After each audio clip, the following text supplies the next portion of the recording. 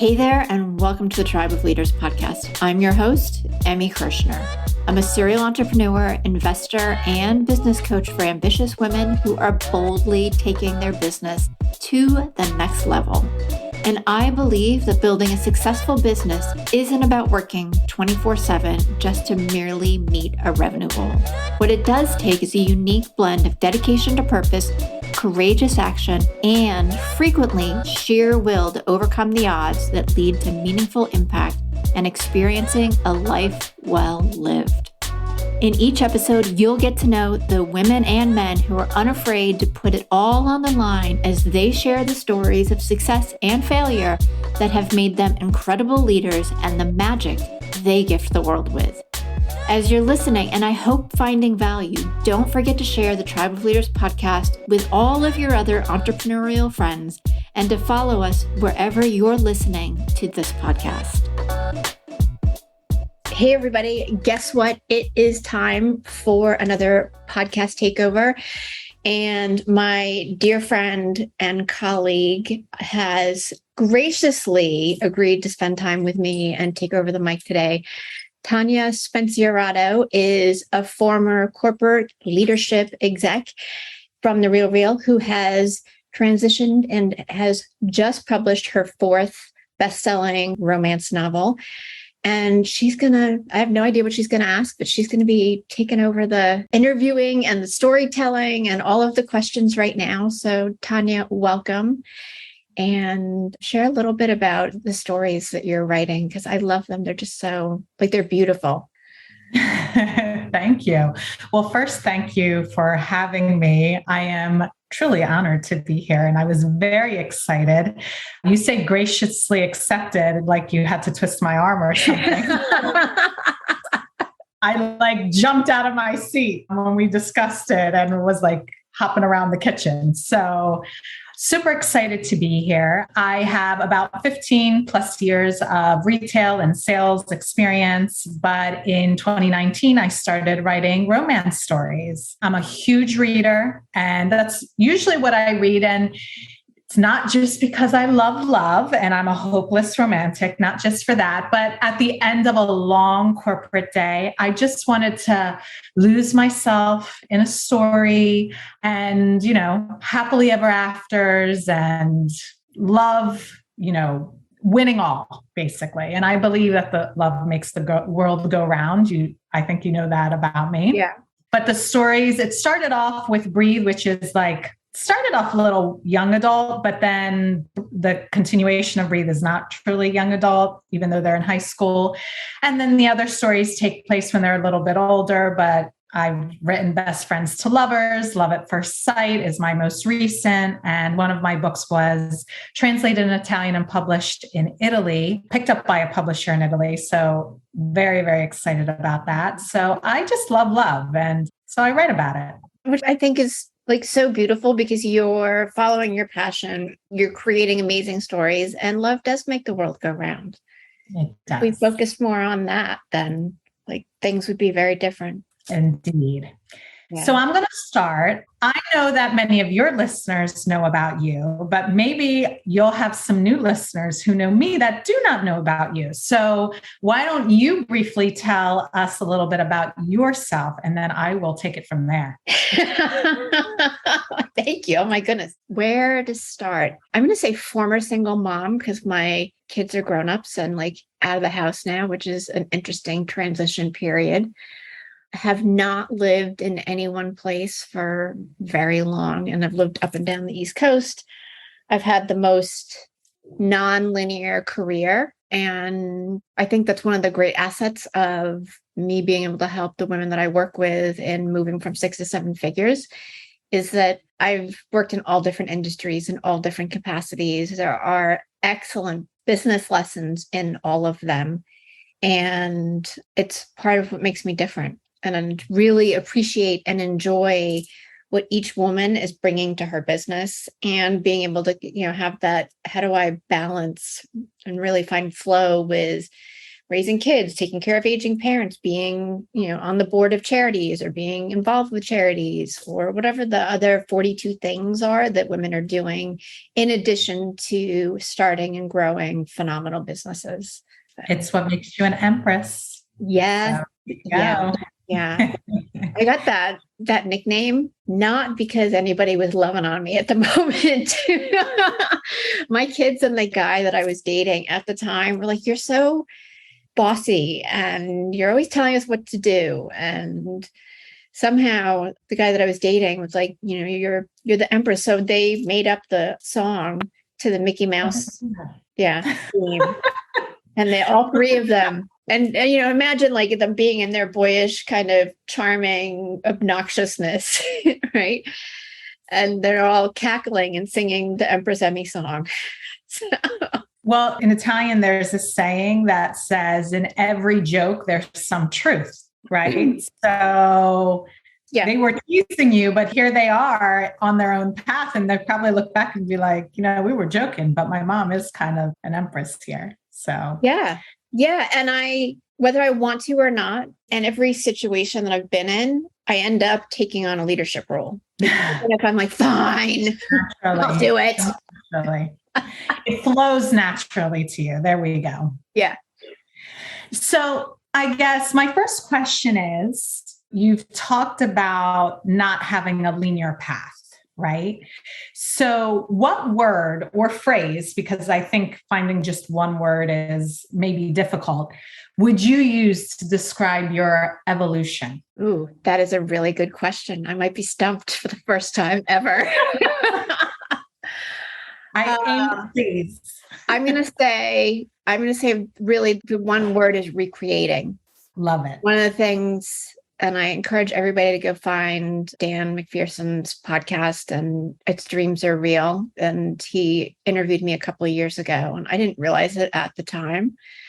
But he's like, my God, he's like, every time you recreate stuff, because I moved around a lot, I've had different jobs, I've done whatever. And whenever things aren't working for me in a way that I know doesn't serve or suit me, I recreate myself or I change the situation to serve me better, essentially. Better fit your needs. Yeah. And I'm not afraid of creating solutions that are out of the box. Love that. Yeah. So I would definitely say that's the kind of constant theme is, oh, this doesn't work for me, so I'm not going to do that. And I'm not going to play along with what 90% of everybody else is doing. And hold on one second, just in case. I love that. I think I was at a conference the other day, and one of the speakers, it was a conference for women, and one of the speakers asked the group, who loves change? And only one person raised their hand. And I think while change is scary, when I think about every time I've either changed my job or changed my directory or started writing books, that was a change, right? It's exciting. And it's by changing is how you're able to find your purpose and really truly find the path that you're supposed to be on. If you always are stuck in that, same place, you're never going to find your true path, I think. Absolutely. And I think one of the benefits of me moving around so much when I was little was I was forced into change, and I was forced into new situations that were very uncomfortable. And I can't say that I handled it well or didn't handle it well. It just, because I was very shy as a elementary and middle school kid, and seemingly something else we have in common then. But it also gave me a place where like change is really cool because I get to experience different things. And we're recording this right before I move, but we'll be live right after I move. I'm about to just move, from Philly to Charlotte, and I don't know anybody. And I'm choosing this, and I'm going to miss aspects of Philly and obviously my Philly friends. And I'm still looking forward to the new adventure. And I don't feel like I'm excited, but I don't feel any angst about it. And I'm sure there will be some challenges or difficulties or whatever else along the path. One of which my older guy joyously brought up. He's like, what are you going to do for a social life? Because you're used to having all your friends to hang out with, and you're not going to know anybody. And you're going to make new friends. Yeah. He's like, you're going to have to get used to initially like being alone a lot more than what you're used to. And I'm like, I'll manage. And I'm like, and luckily they put the holidays in the middle of my transition. So I'll be seeing somebody. Yep. And you can always, I mean, we have to give credit to, unfortunately, the quarantine. We've learned to do things virtually and we FaceTime more and we Zoom more if you ever feel lonely. But I think, learning to be with yourself is a fabulous opportunity to really get to know yourself. I love my size of the creativity that comes out from that period. Yeah. I love my alone time. Like I love the quietness. I love not having to do anything. I love the chaos that's in my head that slowly kind of comes into a really quiet flow. So it'll be cool to see and experience that in a bigger chunks of time. And for me too, one of the things I think is that you're not fully centered in who you are until you can really appreciate being alone with yourself for long periods of time. I love that. Yeah. I love that. I agree. Yeah. All right. So I'm going to switch it up now a little bit. What would you say is your biggest, I don't want to call it regret because I feel like that's a heavy word, but I think all of us have that thing where you accepted a mistake or something that you did, but knowing now you probably would have done a little bit differently, right?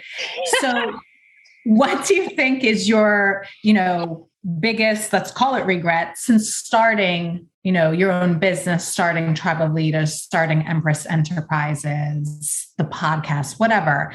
What do you think is your biggest, if you could look back now, if there's something that you would change? Oh, yeah, that's easy. It's being consistent, left to my own devices. And I know people who know me are going to be like, no way, but left to my own devices, I am on Emmy time and things just escape my general existence.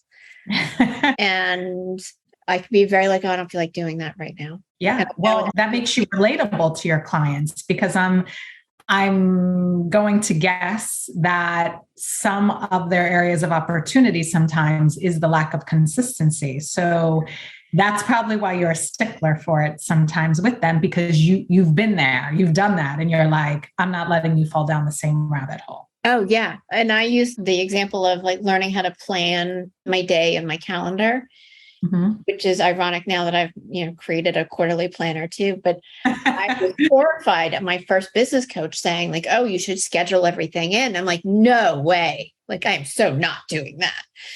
Like, and going to the other side where people are like, oh my God, you're so system oriented and you have a process for everything. And I'm like, well, just how my brain works at this point. And I have to thank my kids for that too, because they were both very different and had very different needs, but both of them had a very short window of doing errands or anything like that before they were, and particularly Brian, but like would have complete meltdown. So like my entire existence, if I had to take them with me for anything, was how do I get in and out of all of these places as fast as possible and still get what we needed to done. Yeah. Prioritizing too, right? What you could do first, what you needed to do first. Yeah. Like before I walked out the door, I had my list. I knew which store I was going to, which one came first down the street, which one, like it was, and that it's just easier for me. I have experienced a lot more freedom when I have those things in place because I'm not guessing. It's like looking for your keys if you don't put them in the same place all the time. Yeah. So you brought up your planner, which I am one of the lucky ones to get a paper copy, your beta. So as I was looking at it, I think one of the questions I have for you, I'm like, I wonder what habits Emmy tracks. What are the 3 habits you track? Because you do have that on your planner every day. Yeah. So they change quarter to quarter, month to month, week to week. So right now it's working out, writing in the planner. And again, it's the consistency piece too. So the workout, because I want to get back on track with that, I kind of got off a little bit and expand time. So I'm not doing just like a 20-minute thing. I'm really focused on like an hour of intense, I'm going to say physical exercise because I do weights, I do yoga, I do Peloton occasionally. And we go for walks. Yeah. So all of those things are different, but it's, how can I just keep my body in motion? Reading, I moving out of my very bad habit of Netflix and Amazon Prime binge watching. I think I've watched everything that I can of value at the moment. But I want to kind of expand my reading time, my books that I've purchased to read. That pile has grown beyond what it should. And I want to read them too. So making that, again, more of a habit. So it's expanding the time and watching less TV, although delightful. And then, doing the planner, because the weekends are where I tend to fall down. And for me, the weekend, like my outcome of what I'm looking to track on the weekends isn't the same as during the week, where it's like, what am I really focused on with the 3 momentum movers, which are the 3 things that are going to move your business forward or your life forward every day. But it's still taking time to just reflect on the day and what do you feel good about? What did you learn? How did it go? I have random thoughts that pop into my head. So I use that as a place to kind of jot them down. And then the weekly reflection and weekly, like planning your week, I go back every day and then kind of capture some of that during the week and then organize different ideas or content into spreadsheet or Monday or whatever the appropriate thing is.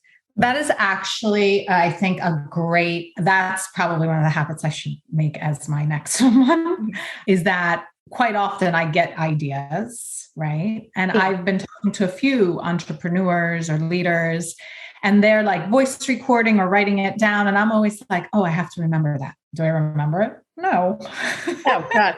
I've had brilliant ideas in the car that I have not done a voice recording for, that have 5 minutes later are gone and gone completely. Yeah. I hear you. But going back and looking at what you've written, I think is also that's the extension of the habit, is not just writing it down, but making sure you go back and review it. So yeah. Well, and the reason why I made this planner too is that I've purchased over the years dozens of different planners. And the challenge I've had in using them is the planning part that they do in the beginning with what your quarter goals are, and taking that and then putting it into something that's useful for daily use and that actually helps me achieve my goals for the month and the quarter. There's been a gap. And, with this kind of beta test right now, with the few people that do have the printed version, it's really about what I think is going to be able to close that gap, so that you can take, because there are planning pages on the front of it, you can take your 3 focus areas, the 3 things you want to work on in life or business, and then transition them into the weekly and daily stuff so that you're on track. And there's a lot of repetition in the writing. And I designed that on purpose so that you remember. And I heard from one of my clients, she's like, that's so awesome. She's like, I didn't think I was going to like it at first, but she's like, I don't even remember what my weekly goals are sometimes. Right. It's so true. Because there's so much going on. Right. And you have good intentions, but now that she's writing it every day, she's like, she was hitting her targets before, but now they're starting to exceed them. So now she can set bigger targets. Mm-hmm. No, I find the repetition helps a lot, and reviewing, right? Reviewing. I'm already a reviewer. I go into I set my goals on January 1st, or actually I start setting them a little bit before. Yeah. And I always go back and review every so often. So having the planner, and I'm like, what did I set as my goal last week? What? And I have to go back and I'm like, yes. I'm going to keep that, and I'm going to add this, or I obviously didn't do that. Let me go back to it. So yeah, love it. Okay. So you've obviously worked with a lot of female entrepreneurs and male as well. Mm-hmm. But my question to you is non-famous, right? So taking out the Oprahs and the Sarah Blakeleys, who do you think is a dynamic female entrepreneur that maybe isn't as well known as she should be, but you think is brilliant? Allie Brown is my favorite entrepreneur right now. And partly because her messaging resonates with me. I don't know if she refers to herself as a business coach or business strategist, but she's built and is, I think, expanding this network called Join the Trust. That's for women who have businesses that are over 7 figures in revenue. But her messaging is exactly what I'm feeling, in that women do things differently. We build things differently. And it's time for us to step into that power and to stop trying to live our lives through a male dominated society. She says a little more eloquently than I do, but really, and it's inspiring to hear her because she's got twins and she's raising them and growing her business and being successful and living on her terms. And she's authentic. I'm on her, not her social, but I also am on her email list, and I've been following her for a couple of years. And for me, I think the more we step into our leadership as women, that we're really powerful and can create change. Because let's face it, ladies, like when something really needs to get done, we're the ones in the background making it happen. Mm-hmm. And now it's just time to step into the forefront and to really just anything that doesn't work for you. And I think this is part of my recreating aspect that people can implement into their own lives, where like, if it doesn't work for you and you know that something else will, do the something else. You may piss some people off, but oh well, like you've got to really be in your truth and be grounded in who you are to be able to create change. Agreed. Yeah. And I don't remember who it was that told me, and I've heard it in other places too, but you're not connecting with enough people until you start pissing people off. Yeah. Yeah. Right. Because it's about disrupting thought. Yeah. I love that. Yeah. And I'll be sure to check Allie Brown out. Yeah. Okay. So I guess, is there a company, you're talking about Allie Brown, but is there a company today that you feel is either beginning or has always honored women in the sense of, I guess, in all aspects, right? I think there's a lot of talk about it right now, and companies are showing how they're supporting women. But if you had to pick a company that is the example of who to follow, of who to embody, small or big, is there anyone that comes to mind for you? There's a couple of women that I've interviewed on the podcast who are starting tech companies and really exploring, so how do I be a female founder? How do I get funding and raise, small children? And even though they have great partners, a lot of things still fall to them, but they're very women-centric as well. And not in that their companies are necessarily all women, but they're really striking out and moving out of I've got to sacrifice everything to build something amazing. And I'm going to say even moving past the place of Sheryl Sandberg, where she was saying, lean in, but she also was making a lot of money and could have all of these supports that most women can't afford to have. So from a theoretical, fundamental standpoint, I'm like, yeah, let's lean in, because that's how we create change. And like, I couldn't afford to have a nanny or an au pair as a single mom and starting out. And my parents were around a little bit, but it wasn't there. And I wasn't as good at maybe as I would have been now at creating or asking for those supports.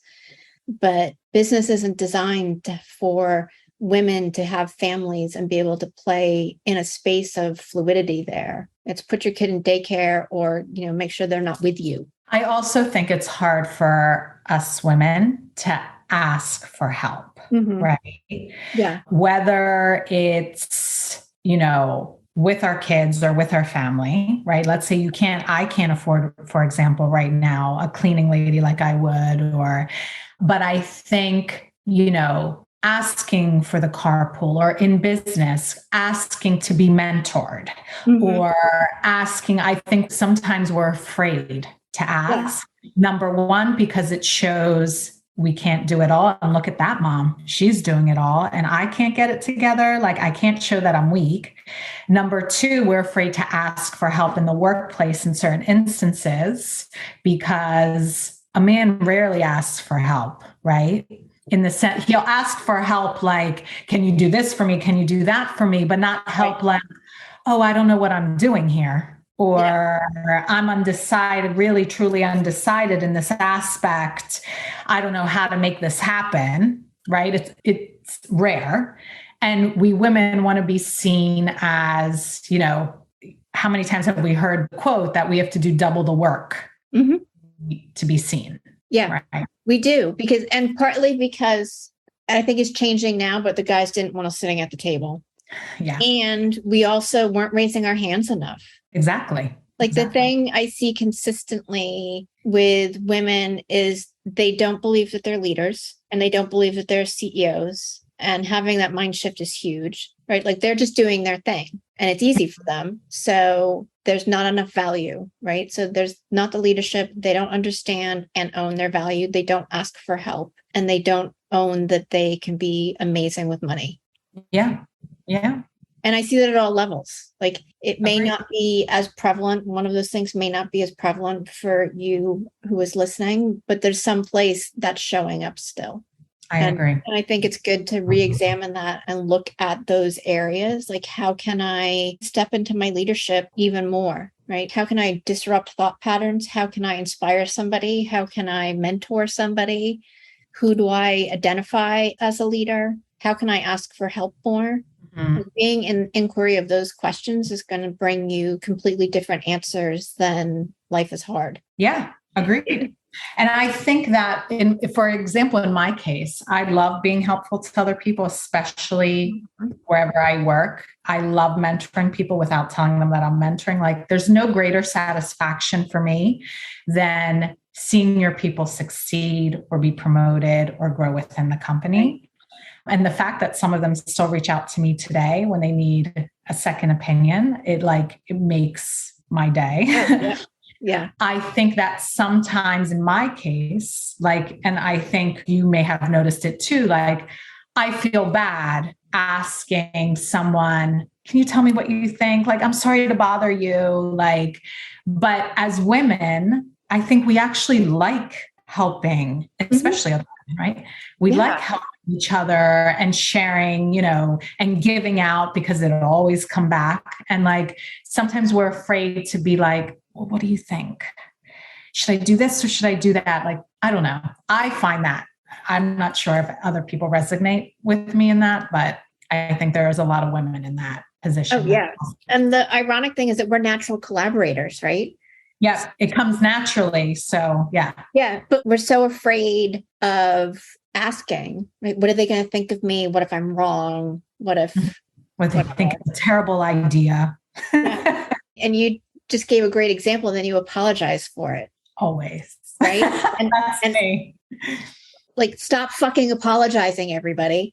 Don't apologize for asking a question or asking for help or for being in somebody's way at the grocery store or anything else. Show up boldly because that is who you are, even when you don't have the answer and even when you're wrong. Agreed. Yeah. I always say I'm sorry when I'm in somebody's way instead of saying, oh, excuse me. But I'm always like, oh my God, I'm sorry. I'm so sorry. Right? Because it's still, and again, I think it's shifting. I don't see younger women doing those types of things as much. And the women that I've had the pleasure of working with that are in their 20s and 30s in general, at least the ones I'm attracting, seem to be more clear about who they are and what they want. And there's still a multi-generational, I'm going to say millennia of women not being treated as and honored as the people that they are. And we've had to play small in order to survive. And we don't have to do that anymore. So it's really letting go of all of these thought processes, belief systems, and getting everybody else to play along with us so that we can all grow. This is a deep conversation today. I know we're not so much talking about business and sense of strategies today. We're I always have these type of conversations though often. So yeah, surprising. And I mean, how you believe and how you're showing up in one area is how you're showing up in another area. So I see it all the time. My client who is afraid to ask for the sale is also afraid to ask for help from her husband. Yeah. Agreed. So there's a great place to resolve both of those in one conversation. I've always noticed with my employees that when they were having problems or issues or whatever in their work life, it was somehow always connected to something in their personal life, not just in terms of performance, but like chances are if they're shy asking for the sale, they're shy in some aspect of their personal life. Or if they're bold in their sale, chances are they have no problem asking, for what they want in some aspect, right? So I totally agree with that. What is your favorite quote and why? Like, what is that quote that you go back to often whether you're having a bad day or you need to be reminded of your mission, of your purpose, or just to remind yourself? It's so simple. The point of life is happiness. And it's from the Dalai Lama. Love that. Okay. Yeah, I really believe we're here to have great experiences.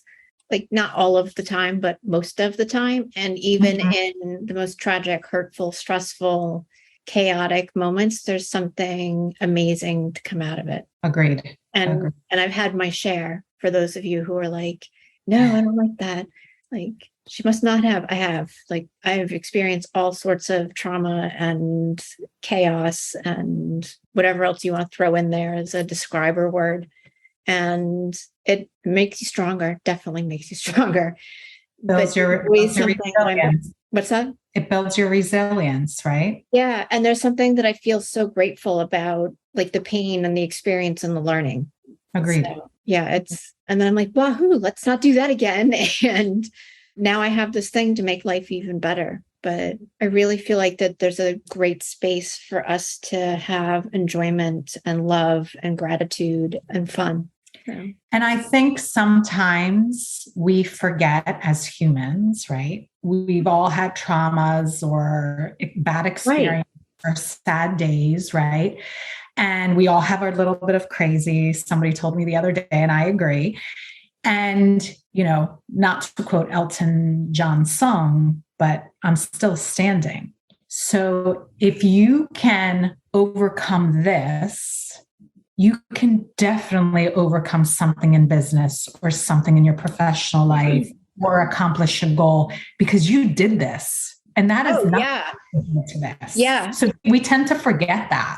Yeah. One of the businesses that I almost opened and did not was a farm to table restaurant back in 2009. And I don't know why I thought it was a great idea to try to start a business right after the financial crisis. And for me to like, oh, this isn't the best time to do that. Not only did it not occur to me, but I'm like, well, I don't care what the obstacles are. I'll just figure it out. Because catering had taught me that it doesn't matter. There's always an answer. There's always a solution, right? Like plan A, B, and C may not work out, but there's so many other letters. Yeah, you'll find the chairs somewhere for everybody to sit when the rental truck doesn't show up. So I went through this whole process and I had no idea about networking. I had no idea about writing a business plan. I had no idea about investors. I had no idea about anything. And I spent a year and a half to finally choose to walk away from the project. But I wrote, a 40 or 50 page business plan with 5-year projections of financials. And one of the big hurdles, I had found a location that I loved that would have been so perfect, but I didn't have the capital to invest on my own. And the bank wanted to use my house as collateral. And I couldn't do that. So essentially it was like, and like, I couldn't even pay for a loan. Like I couldn't buy a loan. Like there was no way to get a loan. And that's kind of, I pitched something like 7 or 8 banks and the SBA and all these other like places. And like, we love your business plan. I've been catering for years. Like you've got enough experience. Like you've done all the work. Like we would love to give you money, but we're not going to. So I'm like, thanks. So you pivoted. So, I remember my kids were small and they were playing baseball at that point, and I had gone to the game and I was just so annoyed and frustrated. And there was a track. So I ran on the track for, I don't know if it was 20 minutes, half an hour or whatever, before the kids' baseball game ended. And I remember just running and being like, I'm going to freaking figure this out. Like, there is no way you are stopping me. Like, and my dad came to me a week later and was like, I would like to be an investor. I was like, what? And the funny thing is that he had, prior to my first bank pitching, he had ripped apart my business plan. Like he had no faith. He was like, you're crazy, blah, blah, blah. And part of it was really great from an educational standpoint because there were some gaps that I then fixed. But it was also hurtful. Like, why don't you believe in me? This is my dream. But to have him come back and be like, I believe in you. Like, you're doing all this work and this is amazing. And then I had 2 other investors come to the table after that. And I really believe that had I not been annoyed and gone for that run and been just like yelling at the universe, like, you're not going to make me go away, the financial situation, that hurdle wouldn't have resolved. Yeah, I agree that sometimes we just need to ask. And you'd be surprised. I listened to this story one day of this woman who she went through a lot of hardships and then got in an accident and she couldn't walk after that accident. But while she was in her coma, she said that an angel came to her and she said, "Why didn't you help me in this dream?" And the angel said to her, "Do you know how many times I've tried and you never listened until now?" And she gave her the examples. Remember when this happened, this came, but you ignored it. And you said, no, I'm not going to do that. And then this, and sometimes we're not paying attention. We're not paying attention to the signs or to the answer, or we don't like the answer. Mm-hmm. Right. But also something else on another hand, talking about your experience, is that sometimes it's okay to decide not to do something. Yeah. Yeah. And that was the really interesting kind of circle of completeness with that particular project, was that I got the financing all straightened out and I was in negotiation for the lease, and we'd spent months going back and forth, and there were just things. And I was like, you know what? This is not one of those things I pushed through. Like, if it was going to work, it would have worked by now. Mm-hmm. From a lease perspective, not the other things.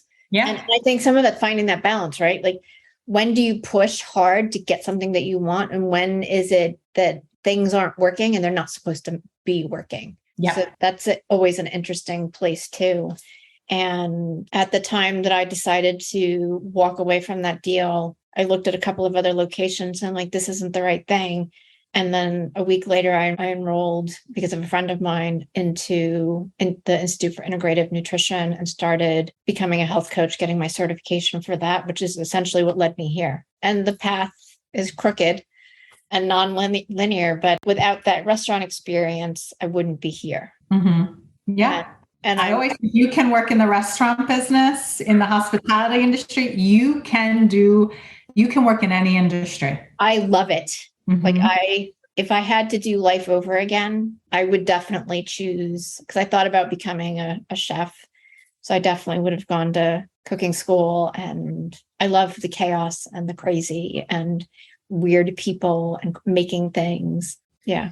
But I have a couple of ideas of what I want my projects to be over the next 5 to 10 years. So food may come back into that.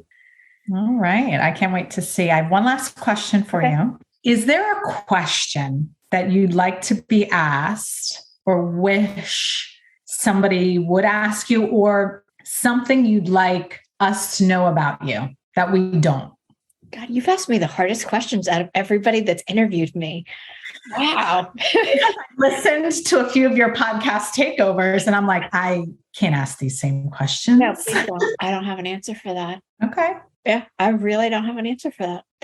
I feel like I'm pretty open, and more from a like, go ahead and ask me anything, as opposed to me just volunteering it, which is part of my human design, apparently.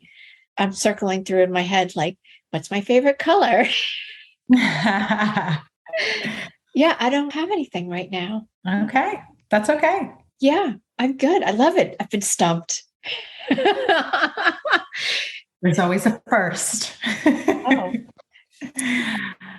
It'll come to me at some point at 3:00 in the morning. Yes, that I usually wake up between 2:30 and 3:30 and need to start voice recording my ideas that I come up with. Then right, that are brilliant, or the answers, right? So, yeah. Well, it was a pleasure, Emmy. Oh, thank you. I'm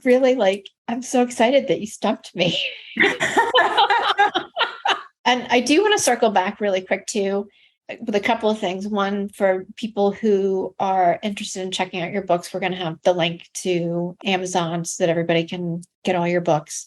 Yes. And I am offering the Amazing Year Planner in PDF version with like a little tutorial on how to use it and how to do time management. So that link, if you want to check out the planner and really take control of not just business, but life too, like really be able to track that and in a creative way, because there's a lot of different spaces for writing. Go to the show notes and check that out as well. So love it. So thank you. Thank you. This was fun. It was. Thank you so much for being a listener of the Tribe of Leaders podcast. I am so grateful for each and every episode that you tune in and listen to.